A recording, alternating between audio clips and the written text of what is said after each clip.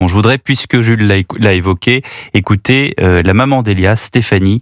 Elle était tout à l'heure dans Punchline avec Laurence Ferrari. Elle souhaite que les choses avancent sur la délinquance des jeunes et elle critique les décisions du Conseil constitutionnel. Je pense que les choses vont avancer. Je peux pas être désespérée. Si je suis désespérée, j'arrête de vivre. Donc il faut que les choses avancent et je pense que les choses avanceront aussi par les Français.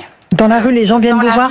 Les gens viennent me voir en me disant « on est d'accord avec vous, la délinquance des mineurs, c'est terrible, oui, c'est des faits de société, oui, on a peur pour nos enfants ». L'opinion publique est en faveur du fait qu'il faut faire quelque chose, il faut agir face à cette hyperviolence des mineurs. Et ce qui a été un peu, pour le coup, désespérant avec le rendu du Conseil constitutionnel, c'est qu'il y a un fossé entre les Français et les sages du Conseil constitutionnel. Voilà, tout est dit, Jean-Yves Le Borgne, et c'est ce qu'on essaie de faire avec vous, pardonnez-moi, vous êtes notre victime aujourd'hui, mais c'est-à-dire qu'on a l'impression, l'opinion publique, les Français, on a l'impression que les juges, que les magistrats, que tout ce monde du droit, vous êtes enfermés dans des grimoires et que parce que c'est comme ça, eh ben ça sera toujours comme ça sera toujours pérenne. On peut rien changer. En 476, l'Empire romain chute, mais il y a eu d'autres régimes derrière. Il y a eu d'autres façons de faire. Pourquoi est-ce que dire, écoutez, c'est comme ça et on ne pourra jamais changer les choses? Alors, je vais vous dire le fond de ma pensée. Il ne s'agit pas pour moi de brandir l'article 122.1 du Code pénal et vous dire c'est comme ça, on peut pas faire autrement, me réfugier dans mon code, disiez-vous, cher Pierre de Villeneuve, tout à l'heure. Vous êtes un peu plus malin. Je considère que, à titre personnel, si cet article n'existait pas, je militerais pour qu'il existe. Et le simple fait... C'est encore plus grave. Mais peut-être à vos yeux, mais le simple fait qu'on ne puisse pas considérer comme responsable ce qui se fait très rarement, un individu pour des raisons psychiatriques, ça me paraît être la moindre des choses. Vous voulez juger des fous, d'accord, ce sera le Moyen-Âge. Imaginons une troisième voie, maître, une troisième voie, où un homme irresponsable serait envoyé en psychiatrie, mais tout de même jugé, comme on peut être jugé par contumace pour quelqu'un qui est présumé décédé ou disparu, et on jugerait par contumace quelqu'un qui est responsable au long de la loi, mais on donnerait à la famille un procès. Oui. On dirait à cet homme-là, vous serez emmené en psychiatrie parce qu'on considère que votre place n'est pas en prison, ce qui peut parfois se justifier, mais en revanche, par rapport au droit français, par rapport à la famille, on considère qu'il vous faut un procès et qu'on puisse exposer les faits, ce qu'on vous reproche, et ensuite, la peine, c'est autre chose. Mais est-ce que vous comprenez que le procès, le fait qu'on puisse amener devant les gens les faits et la peine, ce soit deux choses différentes. Non, mais vous êtes en train de dire, voilà un homme qui est irresponsable, que l'on va mettre en hôpital psychiatrique.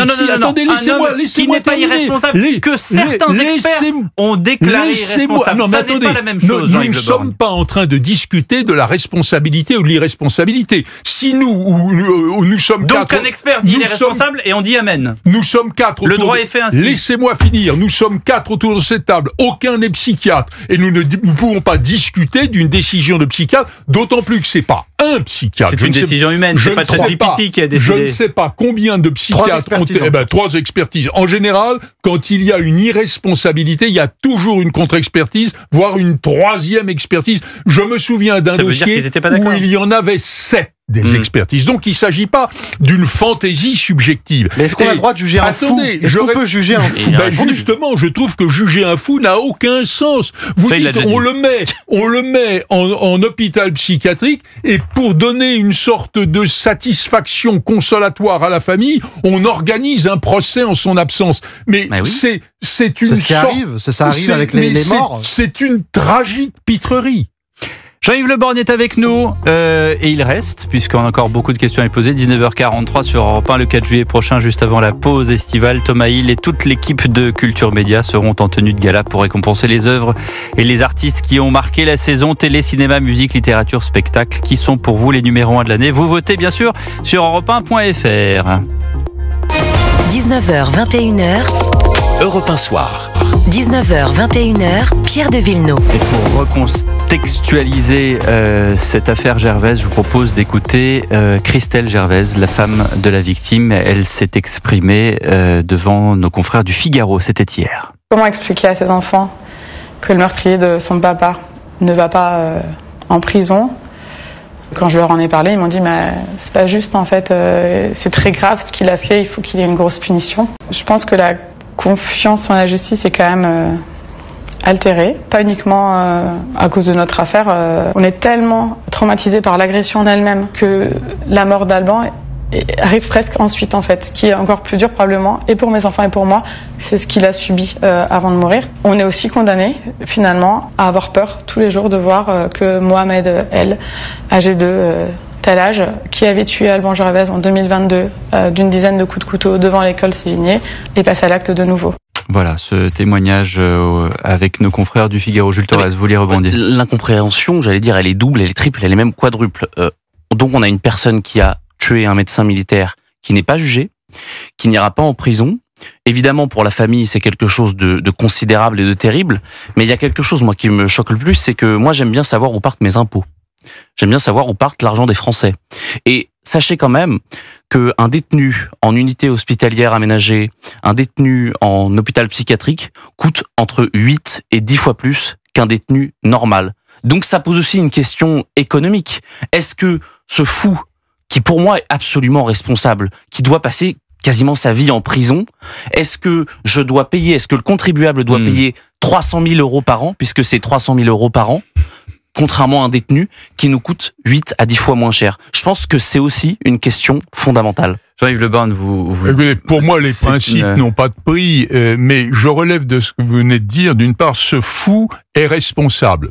Ça me paraît déjà être en soi une contradiction. Je parle à mon nom. Quant au coût dont vous parlez, il est faux. Un détenu normal, ordinaire, en prison coûte environ, puisqu'il y a des différences selon les endroits, environ 120 euros par jour. Absolument. Donc quand entre vous êtes 100 et 150 euros. à votre 300 000, on y est. Donc dire que l'hospitalisation coûte plus cher, d'abord, coûterait-elle plus cher? Nous ne sommes pas sur des histoires boutiquières. Nous sommes sur des histoires de principe. C'est important. Vous me disiez, quand je vous ai appelé tout à l'heure pour venir, vous me disiez, c'est un problème parce que on n'a pas d'argent pour la santé mentale en France. Ah ben, je vous disais ça effectivement parce que le grand problème, qu'il est difficile devant votre réaction d'évoquer ce soir, mais qu'il faut bien dire, c'est qu'en réalité, les prisons sont pleines de malades psychiatriques qu'on n'a pas voulu déclarer irresponsables. Pourquoi? Parce qu'on n'a pas les structures, parce qu'on n'a pas les psychiatres. Je croyais qu'il n'y en avait pas beaucoup. Mais non, attendez, il y en a très peu qui sont déclarés irresponsables, mais il y en a beaucoup qui sont peut-être, alors moi je ne suis pas psychiatre, je ne veux pas me prononcer, mais j'en ai connu un certain nombre qui au minimum étaient borderline, pour autant qu'ils n'aient pas été carrément irresponsables. Mais on ne pouvait pas, on ne savait pas quoi en faire ni où les mettre. Il y a un problème psychiatrique dans notre société. Et vous n'allez pas me dire que vous-même, vous n'avez pas eu dans un dossier dans votre longue carrière, Jean-Yves Le Borgne, où vous avez eu ce genre de cas, où vous avez eu une famille qui ne comprenait pas pourquoi est-ce que le meurtrier allait dans un hôpital psychiatrique au lieu de finir en prison. Il est tout à fait normal quand un proche est assassiné de cette façon-là, que vous ayez une volonté de vengeance, la dimension vengeresse. Non, mais c'est pas une histoire de vengeance. Elle existe, mais c'est normal. Vous avez entendu Madame Mais je l'ai entendu, je la comprends. C'est une volonté de vengeance. Ah, mais il y a nécessaire. Mais c'est pas de la vengeance. Mais s'il y a au moins. Mais pas du tout. C'est juste une dame qui ne comprend pas le système judiciaire français. Elle ne le comprend pas, mais c'est pas seulement de l'incompréhension.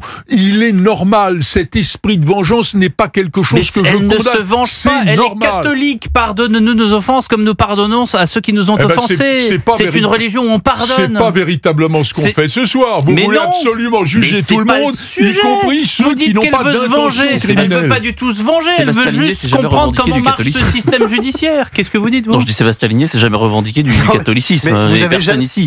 Vous avez jamais douté face à un cas similaire? Parce que le problème, c'est que la psychiatrie, il y a une espèce de certitude derrière une expertise psychiatrique. C'est-à-dire que c'est une science, on a l'impression que c'est une science exacte. La psychiatrie a dit qu'il était responsable, donc il est responsable. Oui, mais attendez. Est-ce qu'on a pas encore au doute? Dimitri qui voudrait est-ce que faire son le billet doute dans ce pays peut bénéficier pour une fois à la victime. Parce que le doute ne bénéficie jamais à la victime. Mais il n'y a pas de doute quand sur 3 expertises, ou 4, ou 5, ou 10, c'est là qu'on n'est pas d'accord. Vous avez tous les psychiatres qui disent c'est pas un avis subjectif flottant dans l'air et qui pourrait être complètement différent si on prenait quelqu'un d'autre. Ce sont des additions d'expertise. Et comme je vous le disais tout à l'heure, il n'y a jamais d'expertise excluant la responsabilité pénale qui ne soit immédiatement l'objet d'une contre-expertise, voire d'une 3e, d'une 4e. Je vous disais tout à l'heure que j'en ai connu 7. Mon cher Jean-Yves, dans un état de droit, on a le droit de ne pas être d'accord avec ce système, même s'il existe, même s'il est gravé dans le marbre. Mais